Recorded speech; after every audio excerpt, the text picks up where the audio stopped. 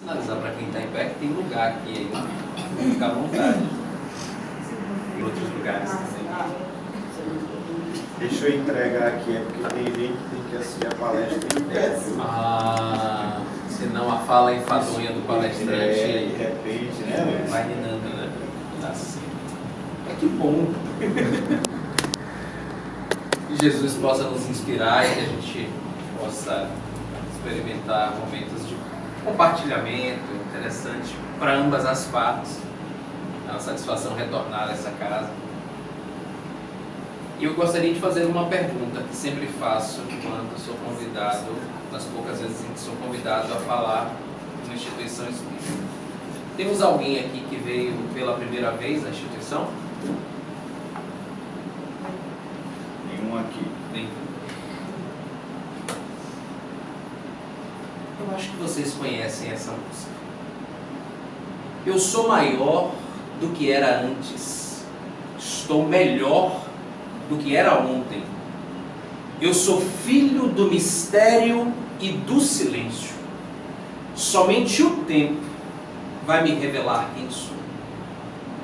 As cores mudam, as frutas crescem, quando se desnudam, quando não se esquecem daquelas dores que deixamos para trás, sem saber que aquele choro valia ouro. Estamos existindo entre mistérios e silêncios, evoluindo a cada lua e a cada sol. Se era certo, se errei, se sou súdito ou se sou rei, somente atento à voz do tempo saberei. Essa poesia é de um jovem compositor chamado Danny Black, e acabou ficando muito famosa numa interpretação junto com Milton Nascimento. Para mim, essa música é um tratado de encarnação e reencarnação, de vez que outra, nas atividades com os jovens, as quais a gente está mais acostumado a fazer, a gente acaba utilizando desse recurso para discutir com eles, né, o que seria essa passagem nesta atual existência, porque primeiro a gente precisa entender o que está fazendo aqui, para daí conseguir pensar em vidas anteriores, em existência após a morte, em outras possibilidades. Primeiro a gente precisa tentar se entender, né? Porque não adianta devanhar, viajar, sem compreender mais ou menos o que se passa, sem pelo menos fazer uma análise simples que seja. Para falarmos de reencarnação, é muito importante que a gente não perca de vista a importância, ou melhor, procurar um entendimento do que é encarnar. Mas o que seria encarnar? No nosso conceito simplório, seria fazer o que estamos aqui fazendo.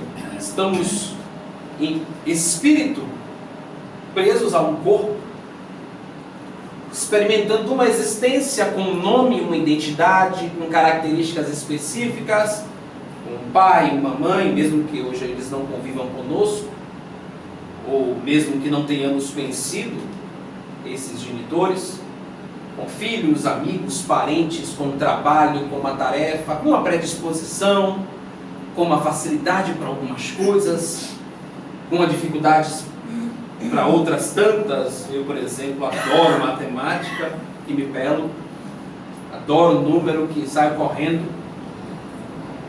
Então encarnar é experimentar nesta existência, ou em uma existência, uma realidade. Mas, pelo menos até que provem o contrário, a gente não consegue dar conta de crescer numa vida só, né? A gente, às vezes, devemos ter alguns poucos aqui, consegue auferir riquezas, mas, por outro lado, temos uma dificuldade com a sogra. Outros, conseguimos uma convivência exemplar em família, amamos a todos, convivemos muito bem, não somos mal falados por quem quer que seja, por sermos considerados pessoas de alto gabarito na moral, na ética, na convivência, mas por outro lado, sem um tostão furado no bolso. Outros tantos, muito bem sucedidos profissionalmente, muito bem relacionados na sociedade, mas que quando bate o horário de ir para casa, estamos imaginando como é que vai ser abrir aquela porta e ficar sozinho naquele ambiente. Somos muito diferentes, não é mesmo? Talvez seja por isso que Deus tenha criado esta coisa chamada reencarnação. Porque, de acordo com Kardec, todos nós, com as obras codificadas por Kardec com o auxílio dos Espíritos, todos nós, a partir do momento em que somos criados simples e... Ninguém estudou, viu, Edson? Ou então o pessoal do sono começou cedo hoje. Mas nós somos criados simples e... Então todos iguais. Marchamos por caminhos diferentes. Eu adoro, para os jovens, utilizar um exemplo muito prático para a gente entender por que a gente segue caminhos diferentes. Irmãos gêmeos têm a mesma impressão digital? Por que será? Porque eles têm experiências e oportunidades em caminhos diferentes, tocam em locais diferentes. Segundo os estudiosos, isso faz com que cada um assuma uma composição, uma característica na superfície da pele e acabem tendo, por mais que tenham o mesmo semblante, ou como a gente gosta de dizer em bom baianês, a mesma cara, eles têm impressões digitais diferentes. Considerando que temos caminhos diferentes, precisamos de existências diferentes. Alguns mais, como este que vos fala com certeza, outros bem menos. Pessoas que fazem caminhos enormes. As experiências em reuniões mediúnicas são fantásticas. Quando vemos entidades se comunicando que ainda estão presas lá no tempo da escravidão, reclamando os seus direitos. Quando vemos pessoas com características muito primitivas, que não essas, não nos referimos a essas, mas com características muito primitivas do trato humano, ainda presas a uma existência com ódio, perseguindo alguém, que depois de passar tanto tempo elas sequer sabem dominar. A essência da lei da encarnação está nessa possibilidade.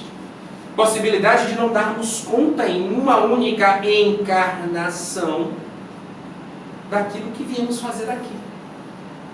Mas o que a gente veio fazer aqui mesmo? Alguém se arrisca? O espírito foi criado para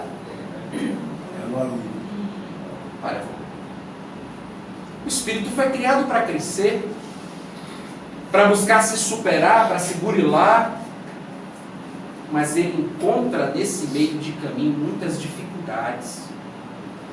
É claro que depois de muito tempo batendo a cabeça, a gente descobre que não é fulano, cicrano ou beltrano que é o meu problema de crescer, né? Pelo visto, alguém ainda acredita nisso.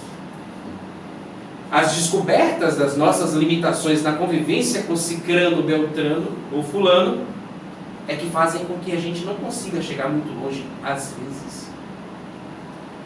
E aí vem a lei da reencarnação e diz assim: viva mais uma vida com ele. Resolveu como irmão? Não. Pronto. Vem como pai dele. Olha, agora você não resolveu? Vem como irmão de novo. Mas agora vem chifópago. Vem grudadinho. Vamos ver se não resolvem agora esse entrevém, essa dificuldade. Então, recapitulando, necessitamos da encarnação para evoluir, das experiências, da troca, da convivência, mas por não conseguirmos dar conta numa única existência desse processo de crescimento, precisamos retornar.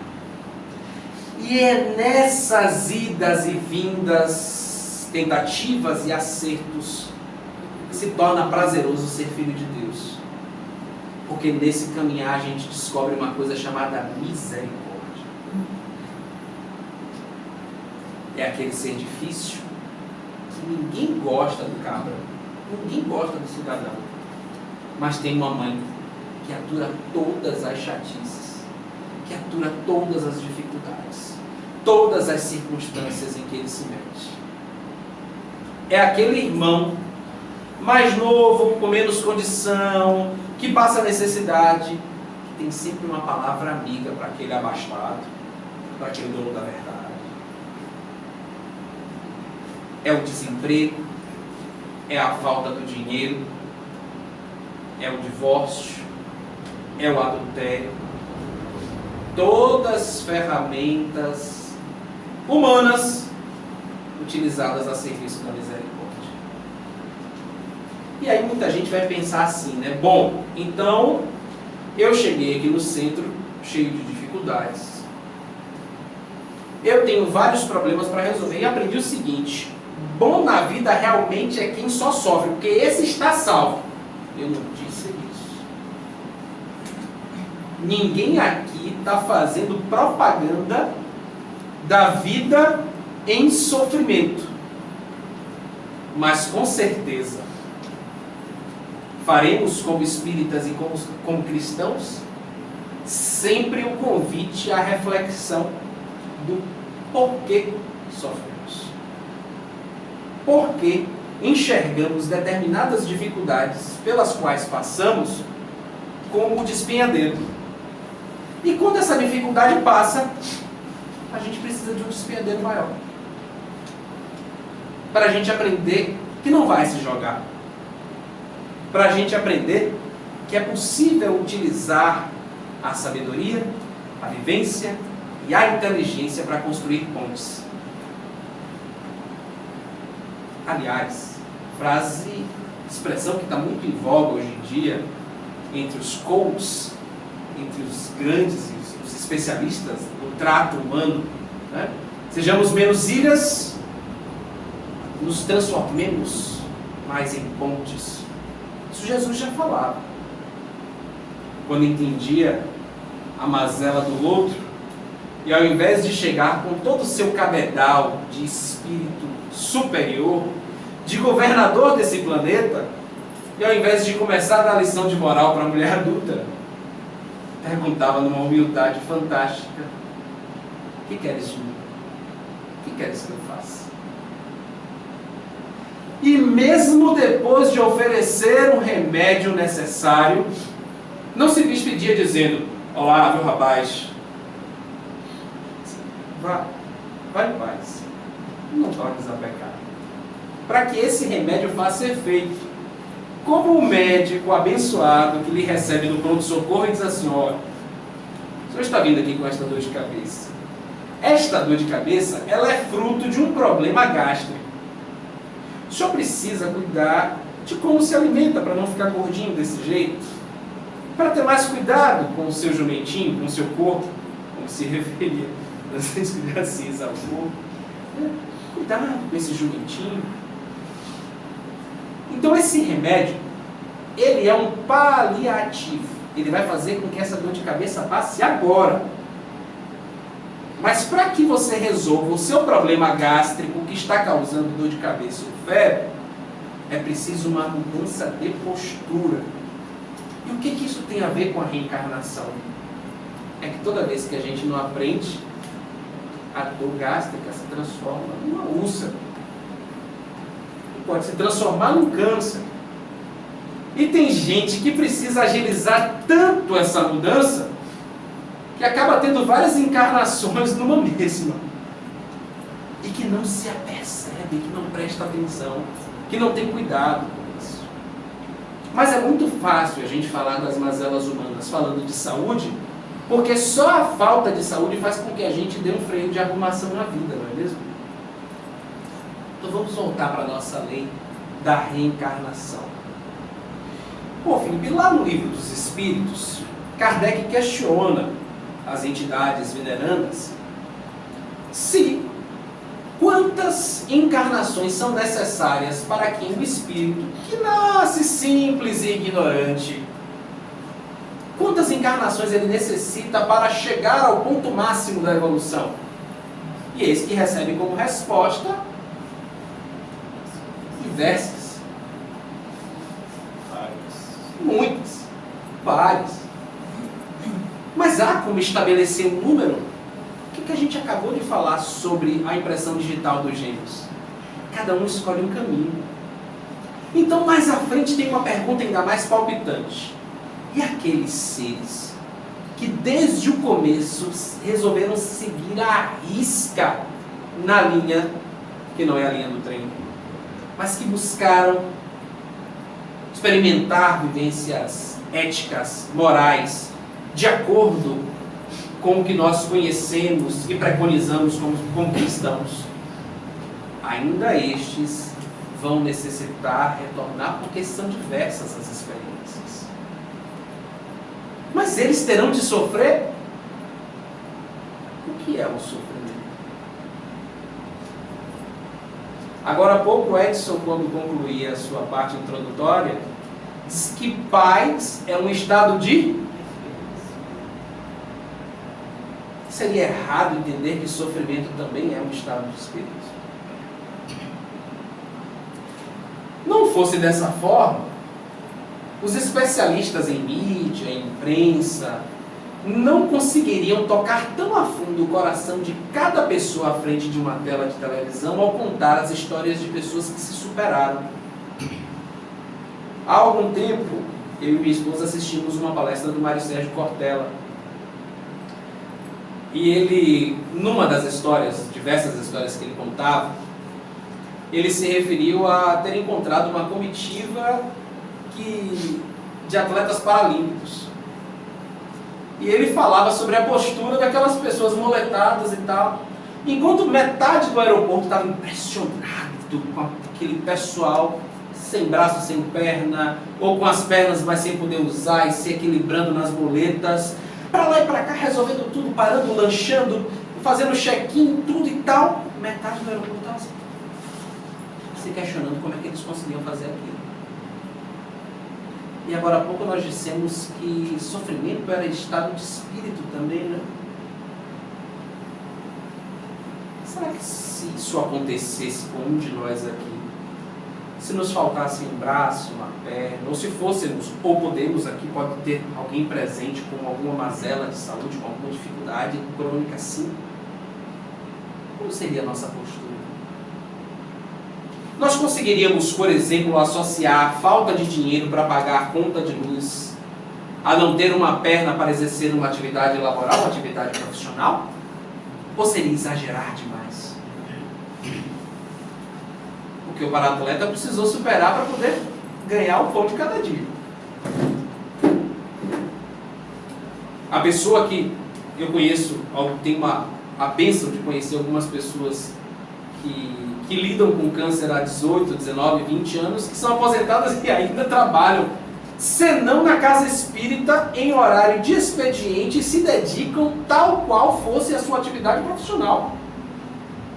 Não estão mais trabalhando na sua repartição, no seu consultório, seja lá onde for, mas estão dedicando o seu horário útil em prol de uma atividade laboral. E eu não estou entrando sequer aqui no fator assistencial, e sim comentando a capacidade que o ser humano tem de se superar.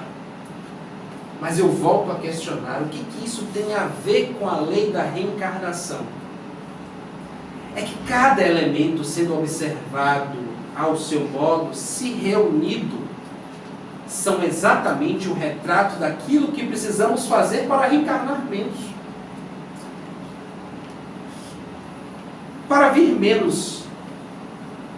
E aí alguns vão perguntar, nossa, mas se eu vier menos, eu vou deixar de experimentar aqueles lazeres da vida, aqueles prazeres, aquelas coisas que só a vida do corpo físico vai me proporcionar. Isso até o espírito, ó, se desprender, descobrir o potencial que ele tem na vida eterna. Mas vamos voltar a Kardec.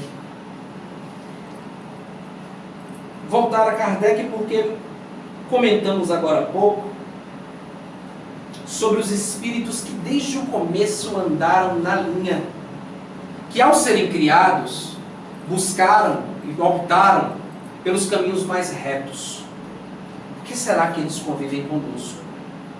Vamos lembrar da misericórdia como elemento preponderante da lei da reencarnação.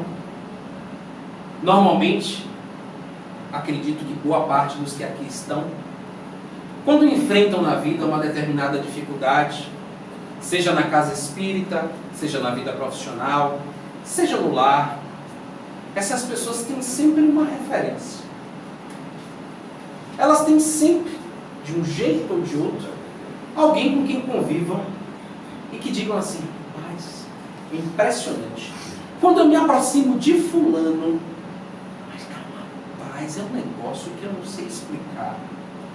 Quando eu estou ao lado de cicrano, eu esqueço dos meus problemas.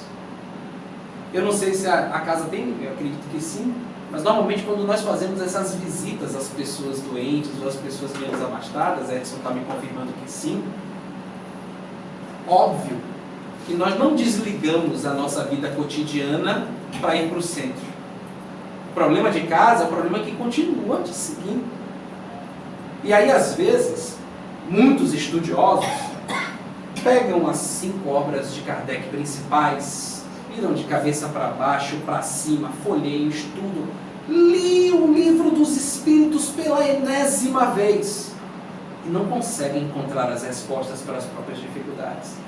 Aliás, abrindo um parêntese muito pertinente, o próprio Divaldo relata que Divaldo Franco, vivendo um desses questionamentos, numa fase menos experiente, chegou a questionar do espírito Joana de Ângeles, a sua mentora, que ela escrevia para todo mundo, menos para ele.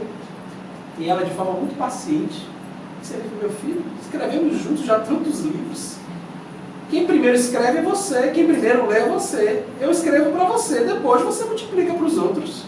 Mas os livros são para você. Há poucos dias, assistindo na internet uma palestra do Haroldo Dutra Dias, ele se referia à mesma coisa, eu e minha esposa, ele se referia à mesma coisa. Então, que ele aprendeu com uma confreira, dizia assim: olha, vez que outra, com essa história de gravar a palestra, eu agora estou recorrendo às minhas palestras para ver se eu não já falei sobre isso em algum momento, que eu não estava precisando e que agora estou e que precisei buscar lá, né, voltar às minhas convicções, as quais de forma honesta eu utilizei em palestras, porque estudei, mas que neste momento em que estou vivendo a dificuldade na atual encarnação, não consegui fazer a conexão. Então, saio da posição de palestrante e me faço assistido para poder entender aquilo que falo, porque me reconheço não um espírito evoluído, mas um espírito em processo, que é utilizado como instrumento, derrubando claramente a ideia de que quem está aqui fazendo uso da palavra é dono de qualquer verdade. Está como ferramenta e fala em nome de uma doutrina que é imensa. Se tentarmos colocar uma lente de profundo alcance, aí pode ser que a gente consiga ver uma fagulha de si ali. Vai uma fagulhinha. Então, meus irmãos, a oportunidade de reencarnar, de reencontrar pessoas queridas ou não, na maioria das vezes não parece tanto, é instrumento, é a aplicação clara da misericórdia do nosso Pai, do Criador. Aquele que espera de nós que cresçamos com as nossas experiências, aquele que, claro, já nos ensina cotidianamente na convivência com o outro, que grande parte do que identificamos como dificuldades do mundo para conosco são as nossas dificuldades íntimas de lidar com esse mundo. Me recordo de uma história de um confrade nosso aqui da Bahia, que muito respeitado na cidade onde morava e onde presidia uma casa espírita.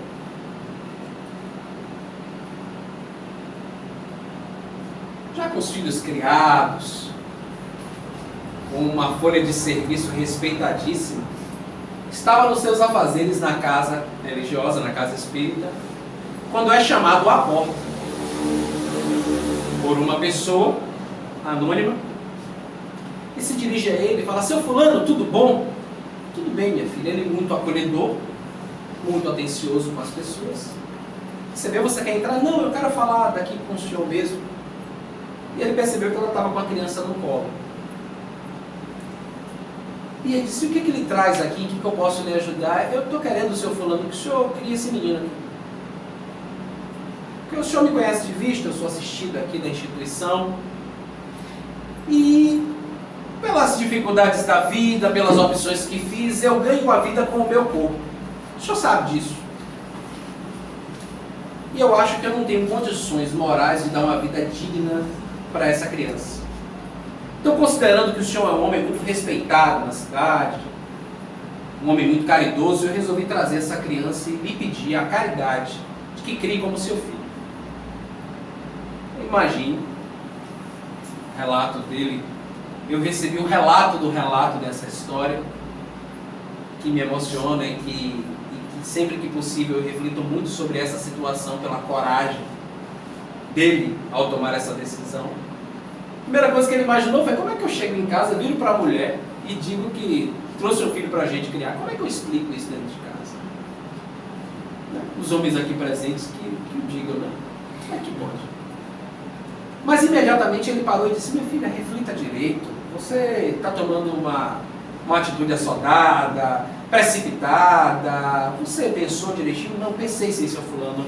Eu venho pensando há alguns dias, eu tive a criança, depois que a gente passou essa primeira etapa, eu acho que a melhor pessoa para cuidar dele é o senhor. Bom, ele retornou para casa, consultou a esposa e, enfim, a adoção se consolidou. Os anos foram se passando, esse confrade foi por muitos anos presidente da casa. O garoto, desde muito novinho, apresentava uns comportamentos bem distantes, era um pouco agressivo, um pouco arredio, tinha dificuldade de ouvir ordens, mas ao pai ele respeitava até o olhar. Só que com as outras pessoas ele não se dava muito bem. Era difícil de convivência. O menino frequentava a casa espírita porque, obviamente, os pais frequentavam regularmente, os irmãos já criados. E um belo dia, esse nosso confrade foi chamado por um frequentador do centro, após o fim da reunião doutrinária, em que se apaga a luz ao final, para ser informado de que um pertence de uma bolsa foi roubado. E ele, como sempre foi uma pessoa muito discreta, questionou se a pessoa tinha alguma suspeita, a pessoa disse que não. Ele mediou a situação de forma muito habilidosa e encerrou o assunto naquele dia e a situação foi resolvida. O tempo passou e a mesma situação se repetiu até que na quarta vez, o mesmo frequentador da primeira oportunidade, a frequentadora, procurou o presidente e disse: seu fulano, voltou a acontecer e o ladrão é seu filho. O garoto contava entre 8 e 9 anos. E ele botou a mão na cabeça. Até então, pessoalmente, ele não tinha do que se queixar. Nesse sentido do menino. Roubo? Não. Era um menino um pouco agitado, mas para roubar, mediou e conseguiu lidar com a situação. Mas se repetiu de novo, e de novo, e de novo. E ele pôs a mão na cabeça porque era o presidente da instituição e precisava tomar uma providência. Chegou a pensar em abandonar o posto. Até que, como todos nós, infelizmente, somos, resolveu utilizar a solução que lhe seria mais próxima. Mas a gente sempre pensa que não é a hora. Ele, médium, frequentador da reunião mediúnica, por pouco se afastando da obra espírita que ajudou a construir, resolveu finalmente consultar o mentor da casa. E o mentor, com a benevolência que todo mentor possui, com a serenidade, disse: meu filho, seu filho já matou alguma vez? Ele tomou um susto com a pergunta. Não, peraí, o problema aqui é o roubo, ele, né, comete pequenos furtos e tal, está comprovado, isso está manchando a imagem da instituição e eu não tenho o direito de associar esta mancha a uma casa séria, uma casa digna. Essa é a casa onde nós recebemos as pessoas, oferecendo-lhes consolo e a paz. E elas vêm aqui ser lesadas. Meu filho, seu filho já matou alguma vez? Não, meu. Não, matar não. Matar, pelo menos que eu saiba, não. Matar não matou, não. Graças a Deus. fique feliz com a educação que você está oferecendo para ele. Mas como, meu irmão? Como é que pode? Eu vim aqui falar de delitos que ele comete, meu filho. Na última encarnação, ele perdeu a conta de quantas mortes passaram pela mão dele. Ele matava por nada. E nesta oportunidade, ele veio com uma meta muito importante, que pelas mãos dele ninguém perecesse. E até agora, meu filho, você é vitorioso. Você e ele. Portanto, esqueça isso. Administre como pai que você sabe o que fazer. E nada de se afastar da casa, porque aqui você e ele estão em segurança. Essa é a bênção da reencarnação. E utilizar essa lei ao bem de quem reencarna é ter convicção de que nós somos imperfeitos, sim. Cada um de um jeito. Cada um de um modo. Temos necessidades e particularidades diferentes. E é por isso que é preciso antes se compreender do que sair atirando nos outros. É por isso que é muito importante introspectar a lei de amor, vivenciá-la e descobri-la nas nossas ações e nas nossas vidas. Porque só se entendendo, só utilizando essa compreensão que a gente tem com os nossos vícios, com os nossos maus hábitos em relação ao nosso próximo, é que a gente consegue começar a entender como é que esse ciclo de voltar e sair de um corpo se dá. Só a partir daí é possível entender as perguntas que foram formuladas por Kardec por inspiração e respondidas de forma tão precisa pelos Espíritos. Que é muito fácil julgar o outro. É muito fácil falar das dificuldades que o outro tem, justamente aquelas que nós vencemos. Olhem no trato diário, no trato conjugal, já dando risada com a presença da minha esposa. Né? A gente, vez que outra, tem diálogos assim, pensando, poxa vida, tal coisa eu admiro demais em você, você já lida tão bem com isso. Um fala para o outro fala para um. Mas, por enquanto, é difícil. Lidar com determinadas coisas ainda é muito complicado. Eu ainda não consigo vencer essa limitação dentro de mim. Ao invés de deixar ela falar, ficar bem esperto, porque quando ela falar dessa falha minha, eu aponto logo, vou guardar comigo essa falha que ela cometeu tal dia, ou que ele cometeu X dia. Porque para nós, ao invés de compreender esta lei da reencarnação, é muito melhor barganhar e continuar no raso. Só que é nessa hora em que a gente entra na zona de conforto, que a gente se acostuma com essas limitações, que a misericórdia divina manda aquela onda que vem por baixo e dá aquela boa rasteira. É nessa hora que a saúde grita, que o dinheiro acaba, que às vezes o relacionamento sofre um golpe. É nessa hora em que nós somos convidados ao deserto, à queda, à cegueira temporária e à pergunta: Saulo, Saulo, por que me persegues? Porque foi aquele doutor da lei que teve a oportunidade de descobrir o amor ao perseguir os cristãos e não conseguir explicar porque aquelas pessoas que mexiam com aquela magia que curava os outros através de um amor pouco explicado, por que elas faziam aquilo? Que amor é esse? Que não conseguiu dosar de forma adequada o amor àquela mulher, Abigail, a musa inspiradora, a única que conseguiu balançar o seu coração e desviar por alguns momentos a sua sede pelo conhecimento e pelo julgamento. Porque ele era um doutor por merecimento. Eu gosto sempre de abrir esse parêntese. As pessoas olham Saulo como um inimigo. Não. Ao se tornar Paulo, ele foi um Saulo cristão.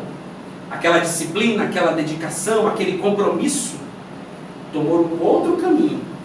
Mas os valores já existiam. Eram dele. As conquistas eram de Saulo.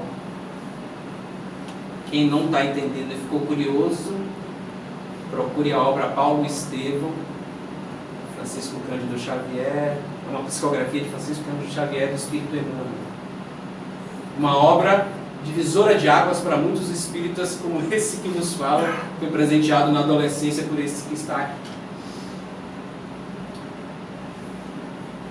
No caminho, no deserto, para perseguir o cristão que havia convertido a sua amada, que tinha a possibilidade de converter, teve a possibilidade de trazer à sua amada o conhecimento e as histórias que envolviam aquele Cristo que ele tanto perseguia, não adiantou ter poder, não adiantou ter as melhores condições para viajar e 2 capatazes dos seus olhos. Veio uma cegueira repentina, ele vai ao chão, um ofuscamento e uma voz que, embora ele jamais tivesse ouvido, era muito familiar. Saulo, Saulo, por que me persegues? Portanto, meus irmãos, se ainda não chegamos ao deserto, se ainda existe a possibilidade de não montarmos na nossa condução e sermos convocados pela dor profunda a refletirmos sobre esta e sobre as nossas existências anteriores, mas principalmente refletindo sobre o agora, tentarmos ao menos explicar algumas coisas do agora com foco no futuro. Se essa dor profunda ainda não bateu, nos resolvamos por ela, que será um pouco mais difícil se faltar o básico, ou se a morte nos aplacar, porque se ela chegar, aí vai ser necessário aguardar mais um bom tempo, e a lição e o aprendizado, com o passar desse tempo, vai ficando mais difícil. Muita paz para todos nós.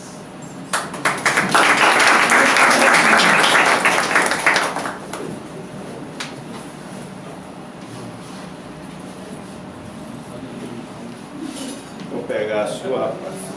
Você usou? Mas está em casa. Filho para pai.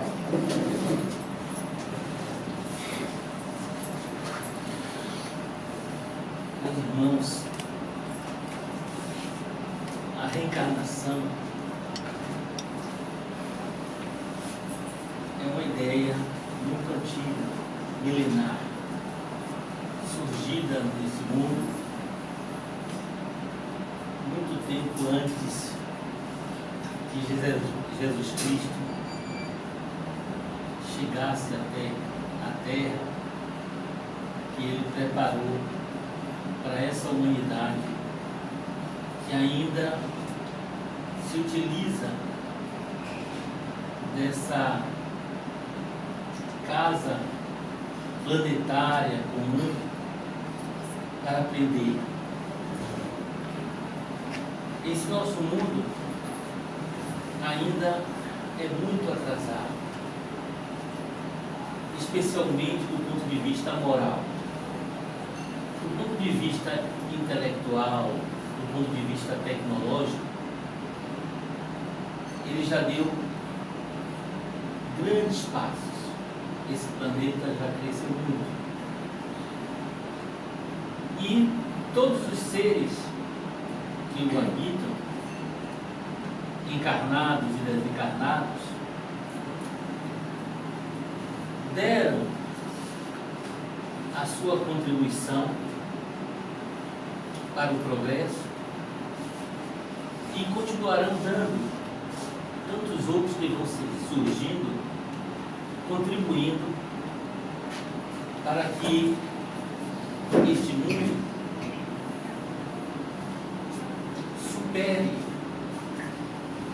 a sua condição de mundo de provas e expiações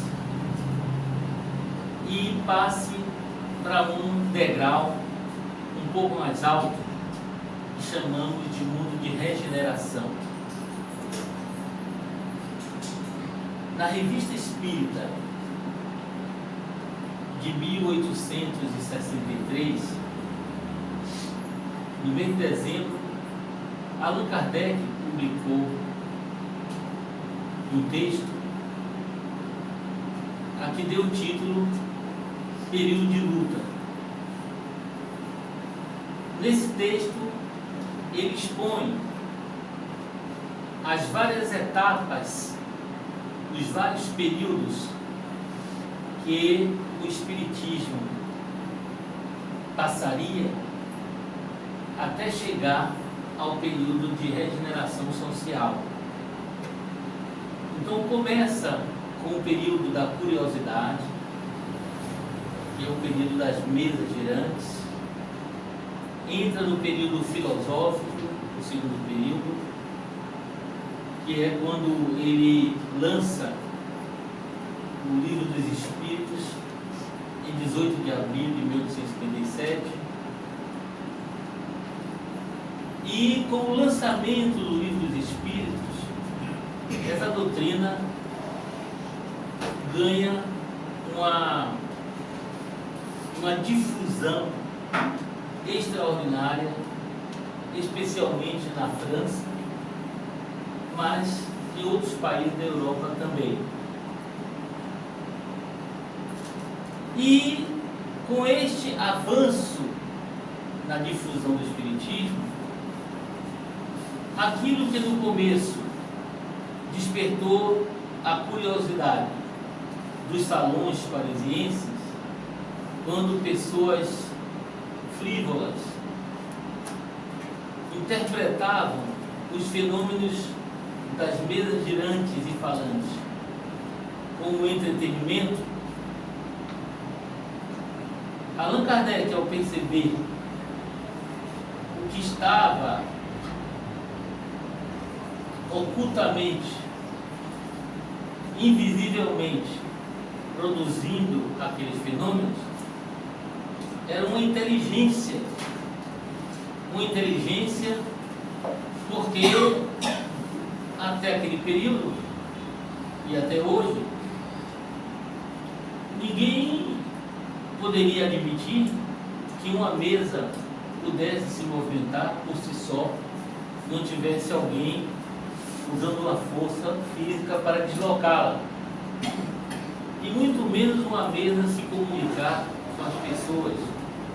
Para ver movimento, para ver comunicação, teria que haver uma inteligência que movimentasse de uma forma racional a mesa e outros objetos.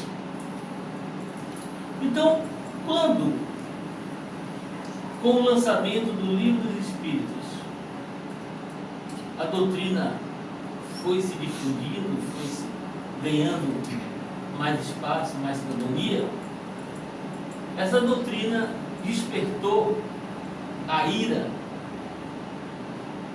dos religiosos tradicionais, das religiões ortodoxas e especialmente do catolicismo. Mas, por conta disso, surgiram sermões agressivos, surgiram calúnias contra os primeiros espíritas, porque era não um fenômeno novo, mas um fenômeno que voltava ao mundo terreno numa expressão moderna, numa linguagem atualizada, para que o homem, o ser humano, pudesse redescobrir as instruções que Jesus já oferecera a este mundo quase 2000 anos antes. E assim que aconteceu. O mundo espiritual interessado em que essa doutrina se expandisse, começou a se mobilizar com mais intensidade para dar apoio aos encarnados. E aí surgiu esse período de luta. É o terceiro período do Espiritismo na Terra.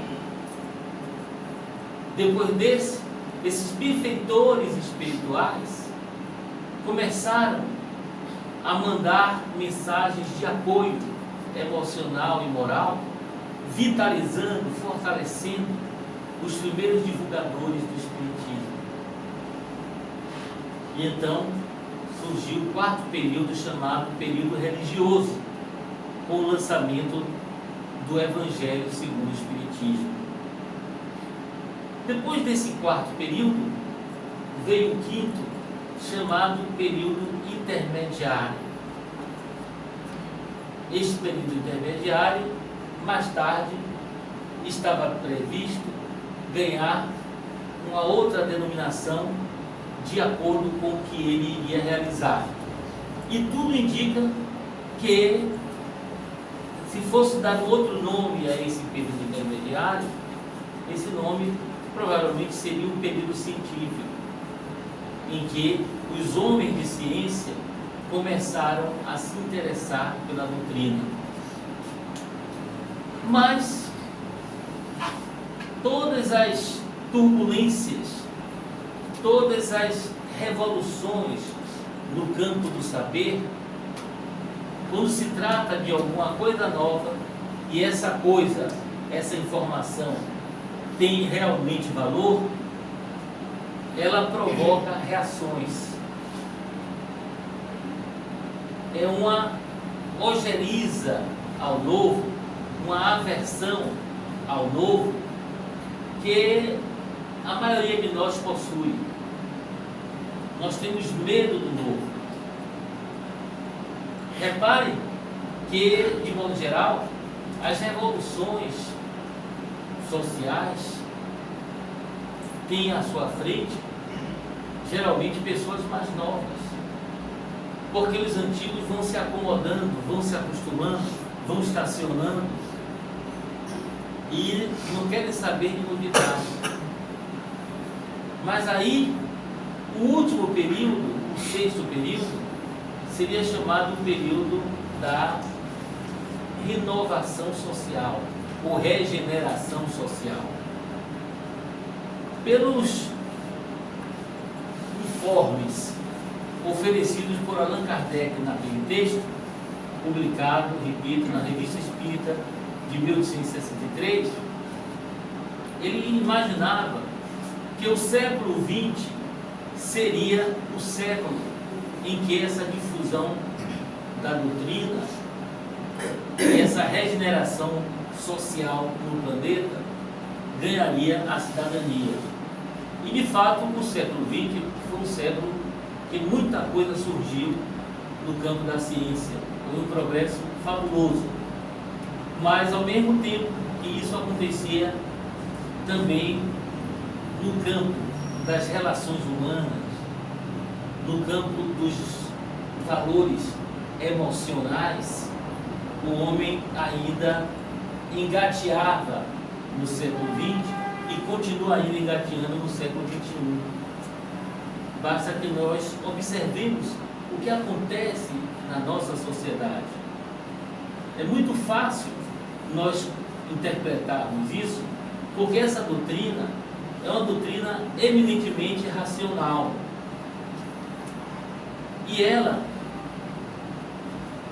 quando atende a nossa sede de saber, a nossa capacidade de raciocinar, de pensar, de refletir, isso significa que cada um de nós, cada ser humano, precisa amadurecer intelectualmente para aceitar esta doutrina e fortalecer a sua fé nessas forças espirituais que comandam tudo que funciona aqui no plano material.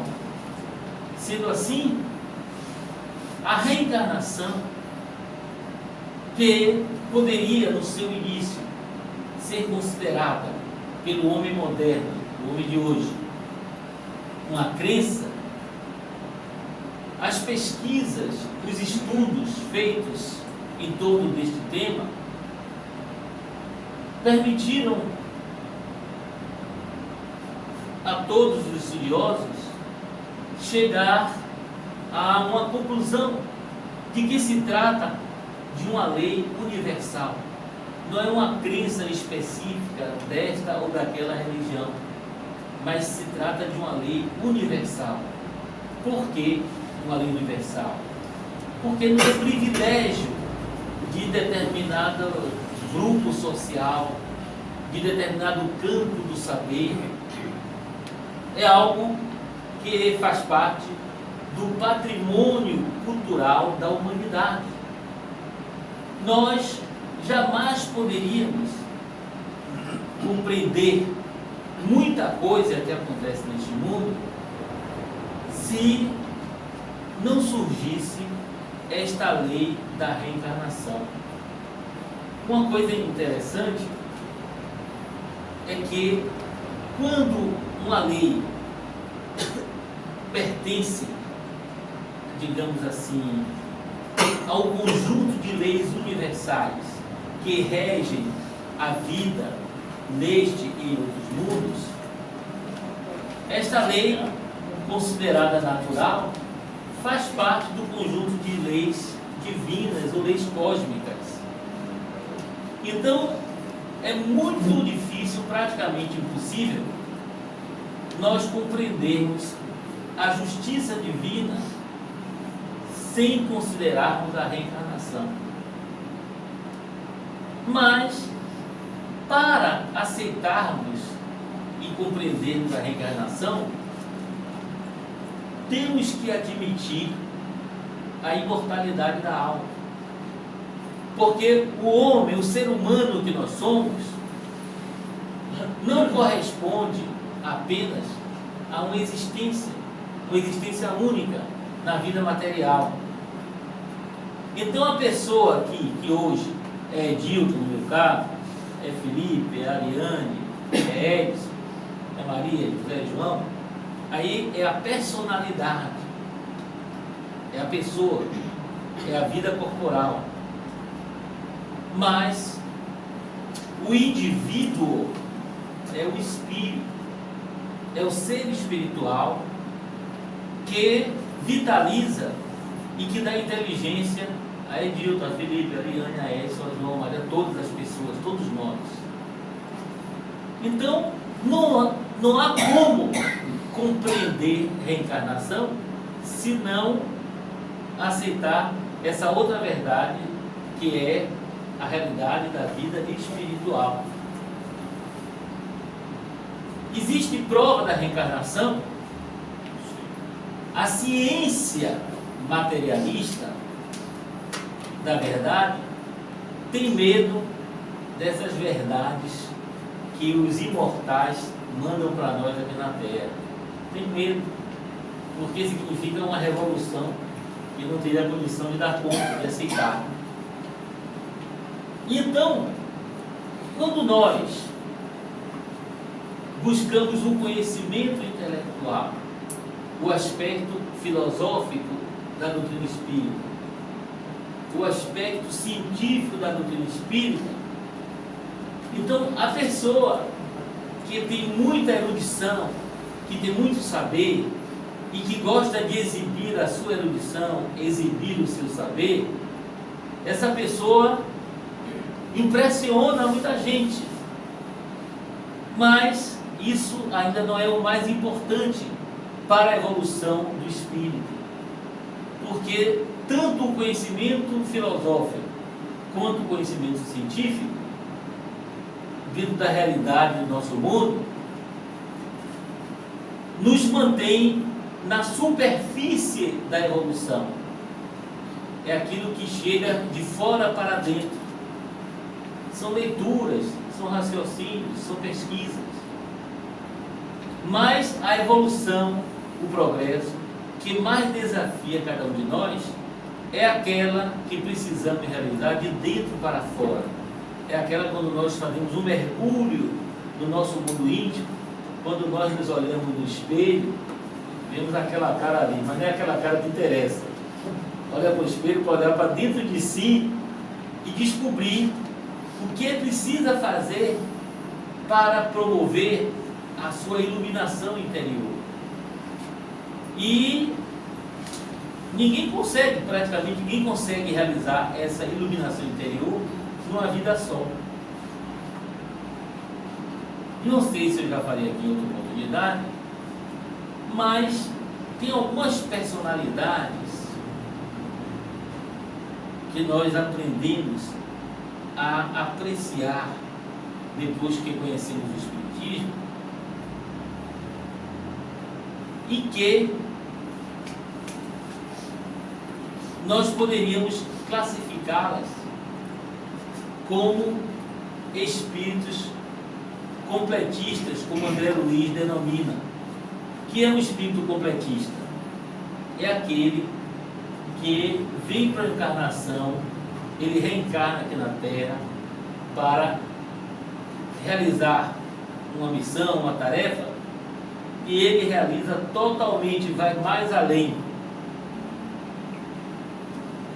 Então ele volta, quando chega a morte física, volta para a pátria espiritual, chega lá, quites com as leis, que realizou tudo que veio realizar e fez mais ainda.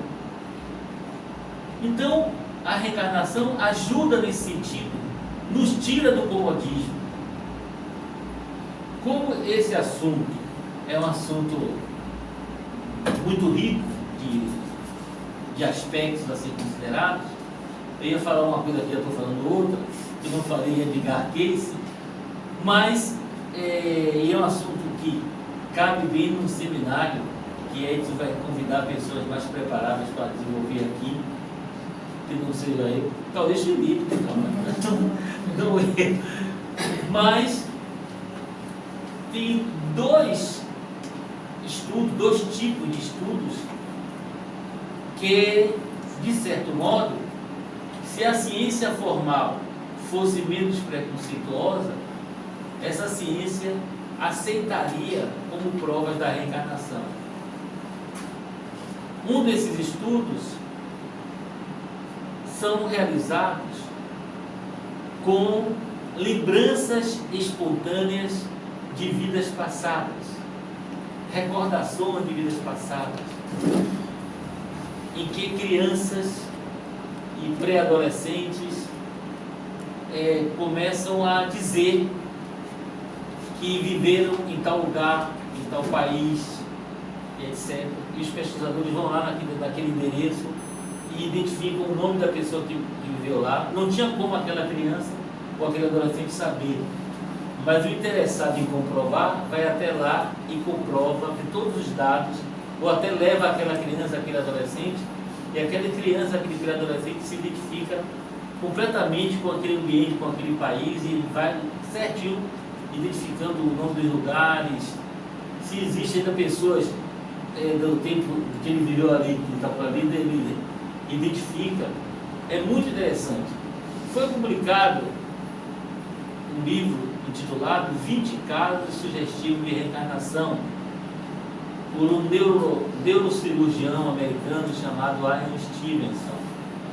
Esse livro é muito interessante e é baseado nisso que eu estou falando aqui. Ele pesquisou praticamente 1000 casos e desses 1000 casos retirou 20 e colocou em livro, e que foi tabulando todos os dados das recordações apresentados por esses 20 sujeitos, esses 20 elementos que foram estudados, acompanhados por ele e sua equipe. 20 casos sugestivos de reencarnação. Está esgotado, mas aí na estante virtual você tem conta de selo, etc. E podem comprar esse livro e ler. É bem interessante. Esse é um tipo. E o outro tipo de estudo é feito através da hipnose, com regressão de memória.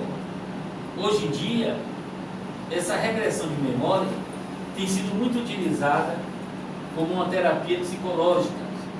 terapia de vidas passadas, essa regra de memória. Mas no começo, no fim do século XIX para o início do século XX, um pesquisador francês chamado Albert de Rochard, ele hipnotizou pessoas adultas que foram regredindo no tempo até chegarem na vida infantil, na vida intrauterina, e aí ultrapassou.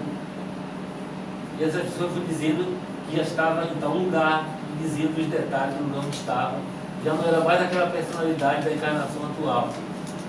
Então, muito interessante.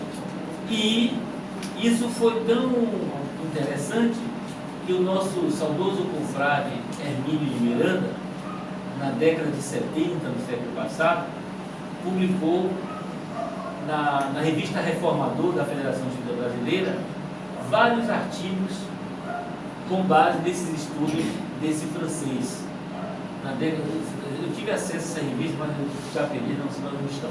Mas quem tiver interesse, basta entrar em contato com a FEB e busca informações. Então, vai para a internet tem tudo, né? E consegue essas informações. Então, esses dois métodos de estudo permitem uma pessoa que não seja preconceituosa aceitar isso como prova da reencarnação. Fora os fatores históricos. Se os irmãos tiverem interesse, procure o livro Dias Gloriosos, de autoria do espírito Joana de Ângeles. Tem um capítulo intitulado Ligeiro Estudo sobre Reencarnação. Esse ligeiro tem mais de 10 páginas, 10 a 15 páginas. Eu peguei pensando que era ligeiro de 3 páginas, e até hoje eu estou lendo, que é tanta informação, uma coisa maravilhosa. Muito bom o texto, desse livro Dias Gloriosos.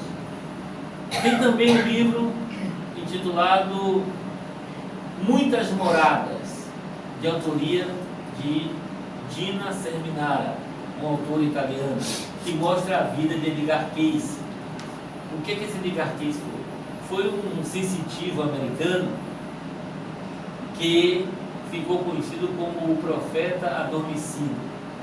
Ele entrava em transe hipnótico e fazia leituras de vida.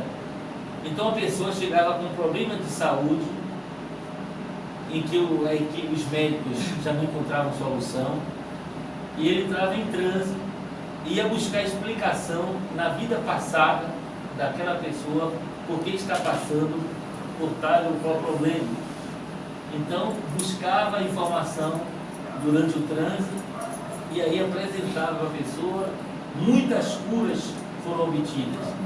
Também vão para a internet e encontram lá Edgar Cayce, C-A-Y-C-E. Edgar, estou falando, não é Edgar. Então tem muita coisa sobre ele, e tem esse livro também, e ajuda a gente a fortalecer a confiança nesses processos, e aí você vê o efeito prático do conhecimento.